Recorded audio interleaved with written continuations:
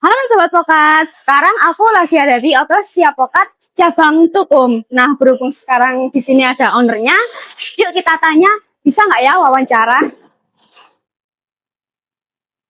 Halo Kak, permisi. Halo, Saya ya, mau wawancara ke Kak ownernya, bisa bisa, nggak? bisa. Bisa. Oke, makasih Kak. Sama-sama. Nah, sekarang saya sudah bersama dengan Kak ownernya. Kak, namanya siapa? Nama saya Wahyu Eka Ramadhani. Kak, bisa nggak Kakak ceritain sejak kapan sih Setia Pokat ini berdiri? Setiap Pokat ini berdiri, seingat saya itu tanggal 6 bulan Mei tahun 2024. Oh. Ya, tahun 2024. Oh, jadi Setia Pokat ini sudah kurang lebih 1 tahun ya, Kak? Ya. Kurang lebih 1 tahun setengah lebih dikit, pokoknya kurang dari 2 tahun. Kurang dari 2 tahun usia Setiap Pokat ini. Terus sebelum itu tuh kakaknya kerja apa? Terus apa yang bikin kakak pilih bisnis ini gitu? Sebelumnya saya pernah mendirikan usaha alpukat, namanya Uma Pukat, dan usaha itu bangkrut. Berjalannya di Uma Pukat itu saya jualan cuma 1 tahun, habis itu bangkrut, terus saya kerja di pabrik. Ya di pabrik selama beberapa bulan, soalnya mau mendirikan usaha lagi tidak ada modal, jadi saya kerja di pabrik. Habis itu gaji dari pabrik saya tabung, terus buat sedikit modal buat alpukat lagi. Iya. Jadi kakaknya ini pengen usaha alpukat lagi gitu dari awal seperti omang pukat gitu ya Kak. Ya. Dari uang pabrik gitu. Kalau kerja di pabriknya itu lama Kak. Di pabrik itu beberapa bulan, tidak sampai 1 tahun. Ya. Lupa sih 4 bulan atau 5 bulan itu. Dan itu sudah terkumpul modal buat mendirikan usaha lagi. Ya, modalnya cuma 500.000. Ya, punya uang 500.000 dan saya yang 500.000-nya itu pinjam ke teman saya. Setelah itu terkumpul uang 1 juta. Nah, itu saya buatkan modal usaha alpukat. Sebelumnya bukan brand Setia Pokat sih, namanya itu Raja Alpukat gitu. Oh, jadi modal 1 juta itu ya Kak sekarang bisa berkembang sebesar ini gitu ya? Ya, alhamdulillah. Pertanyaan selanjutnya kakak ini kan sudah 1 tahun lebih ya mendirikan Setia Pokat ini. Pasti kan manajemennya itu bagus banget, entah manajemen waktu, manajemen tenaga atau dan segalanya. Nah itu gimana cara kakak buat stok bahannya ini nggak habis dan nggak kehabisan, terus alpukatnya juga selalu pilih yang berkualitas dan selalu fresh gitu Kak. Ya, sebelumnya apa ya? Di saat usaha Raja Alpukat berdiri itu tahun 2024 awal, itu saya tidak punya motor. Setiap hari mancal becak, kemana-mana itu mancal becak. Soalnya apa ya, cuma punya uang 1 juta aja dan tidak punya apa-apa selain becak.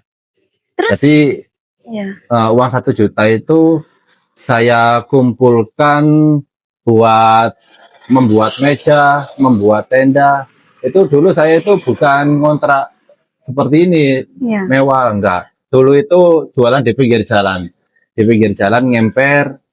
Nah, uang 1 juta itu gimana caranya biar usaha berjalan dan mendapatkan hasil.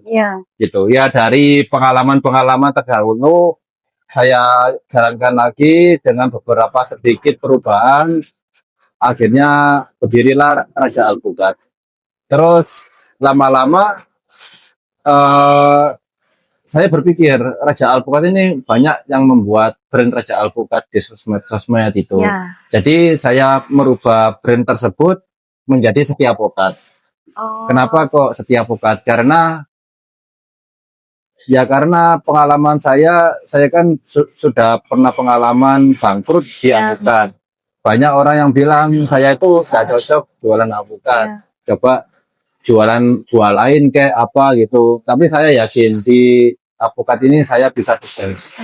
Nah, maka dari itu saya jadikan nama Setia ini di brand saya. Jadi Setia Pokat gitu. Nah, untuk cara manajemennya kayak belanjanya dulu itu ya saya setiap hari setiap pagi itu mancal beca ke pasar Itu kemana-mana kak? Kemana-mana. kemana-mana mancal beca.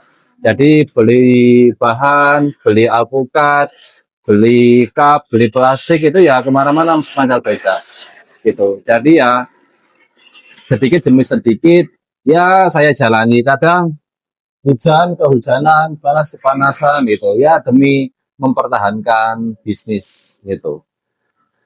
Tapi bisa sampai sekarang ini sangat inspiratif banget sih kak. Itu kisahnya kakak. Dan dulu ada karyawan nggak kak? Dulu itu pertama kali saya jualan di pinggir jalan itu di emperan, saya jualan sendiri, nggak ada karyawan. Iya. Terus beberapa minggu, kurang lebih 1 bulanan itu baru ada karyawan karena penjualan mulai meningkat. Ada karyawan 1. Terus habis itu, lah mulai ada karyawan itu mulai terus berkembang dan mau apa ya? Dan mau berkembang, saya terkena ujian. Saya Kenapa itu? diusir sama si tuan rumah yang punya tanah tersebut. Oh ya karena Soalnya kan, emang kesalahan ya. saya itu jualan di depannya pintu gerbang gudang kosong gitu. Emang gudangnya itu lama tidak terpakai, jadi ya saya jualan di situ. Ya. Terpaksa soalnya tidak ada tempat lain Ya. gitu. Setelah itu saya diusir, bingung. Uang nggak ada buat nyewa toko ini. Habis itu saya malamnya termenung. Sendirian, termenung. Habis itu besok paginya saya jalan kaki buat Ya. cari kontrakan, jalan kaki menyusuri alun-alun, ya seluruh kota Lumajang itu jalan kaki saya. Habis itu nemu kontrakan dan akhirnya bisa ngontrak dengan membayar DP dulu. Alhamdulillah saya itu dipertemukan dengan orang baik, orangnya itu mau apa ya, mau saya menempati kontrakan dulu sebelum melunasi biayanya. Ya alhamdulillah bertemu orang Ya. baik gitu ya kak. Nah dibandingkan yang dulu cuma 1 karyawan gitu ya kak, sekarang kan ada banyak cabang gitu. Setiap pokat ada berapa cabang kak sekarang? Sekarang ada 5 cabang. Nah itu Ya. sekarang karyawannya ada berapa kak? Kurang lebih 40-an orang. Wow. Ya, alhamdulillah. Alhamdulillah. Berjalan sebelum 2 tahun, Iya. punya karyawan 40. Itu termasuk berkembang yang sangat cepat sih kak menurut Ya, saya. alhamdulillah. Alhamdulillah ya kak. Nah kakak bisa sesukses ini itu cara marketingnya gimana sih kak, dan strateginya dalam menghadapi persaingan yang semakin tahun semakin rumit ini kak, gimana? Cara marketing saya itu apa ya? Nggak ada sih, soalnya dulu itu saya mikir mau nyewa ambasador, mau nyewa selebgram, mau ini, mau beli apa itu nggak ada dananya. Itu pun jangankan mikirnya marketing. Yang penting usaha saya itu berjalan, sudah wis. Oh iya. Nah, berlambat laun, alhamdulillah orderan semakin banyak. Alhamdulillah ya ada sih Iya. beberapa terkumpul sedikit. Dulu itu bisa buat beli HP. Dulu itu saya tidak punya HP. Pas mendirikan brand Raja Alpukat itu. Jadi gimana itu Nah, kak? tidak punya HP ya udah wes. Yang penting jualan itu aja. Iya. Tidak punya HP, tidak punya motor. Cuma punya uang 1 juta. Bagaimana caranya usaha alpukat ini berjalan? Sulit itu banget tantangannya itu. Iya, Tantangan sulit yang banget, tersulit. Apalagi di era sekarang itu yang Iya. paling dibutuhkan tuh HP sama Iya, sekarang kendaraan gitu loh, itu Kak. transportasi penting, Iya, era transportasi. digital itu penting. Iya. Tapi tantanganku 1,5 tahun yang dulu itu tidak punya HP, tidak punya motor. Alhamdulillah sih, berkat perjuangan Dan bisa kerja keras. terlewati gitu ya kak sampai terlewati. sekarang.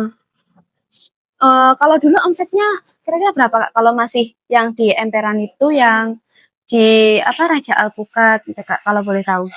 Ingat aku dulu pertama kali jualan di emperan, Iya. lakunya cuma apa ya? Pertama kali jualan itu 5 atau 6. 5 itu 5 cup.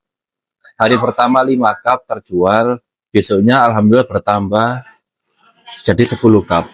Ya itu wes rata-rata dalam seminggu itu nggak sampai 20 cup.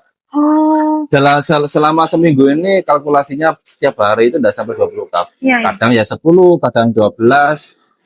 Wah. Pas saya jaga sendiri. Terus Iya. ya itu dengan keuletan saya, ketekunan saya, akhirnya bertambah, orderannya bertambah, dan akhirnya saya kewalahan kalau sendirian. Dan saya mencari Karyawan, ya seperti mencari yang dikatakan Kak. karyawan buat di outlet. Iya. Nah, aku penasaran nih Kak, boleh nggak aku tahu perbandingan omsetnya yang sekarang gitu Kak, setiap pokat yang sudah banyak cabang ini dengan yang dulu itu gimana Kak, kalau yang sekarang? Dulu itu omset saya ya sehari itu 100.000 ya kan, soalnya kan rata-rata 10 cup 12 Iya. cup. Mulai dari sehari omsetnya 100.000 itu omset itu bukan keuntungan bersih itu ya itu. Terus habis itu nambah jadi 50, terus 200.000, dan di saat apa ya, saya setelah menyewa toko alhamdulillah omsetnya lebih bertambah, Iya. mulai dari 500.000 sampai Iya. 1 juta.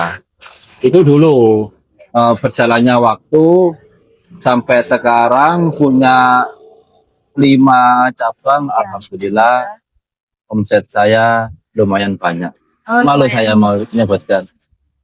Perkiraan satu outlet gitu Kak, contohnya di outlet Untuk hukum ini aja itu untuk satu satu hari. outlet itu rata-rata 4 juta sampai 5 juta, kadang sampai tembus 6 juta. Oke. Itu satu outlet dalam satu hari ya Kak? Satu hari. Oh, beda banget ya Kak sama Ya, yang iya, alhamdulillah. Nah, terus untuk total keseluruhan outlet Kak dalam satu hari itu Kurang lebih berarti bisa kurang 15 juta lebih sih. 15 juta dalam rata-rata 15 juta 16 juta dalam satu hari. wah, keren banget Ya. Kak yang sekarang Ya, itu alhamdulillah. perkembangannya sangat sangat meningkat tajam gitu ya Kak, berkat usaha dan kerja keras dari kakaknya sendiri gitu. Ya. Waktu kurang dari 2 tahun. Ya, kurang dari 2 tahun.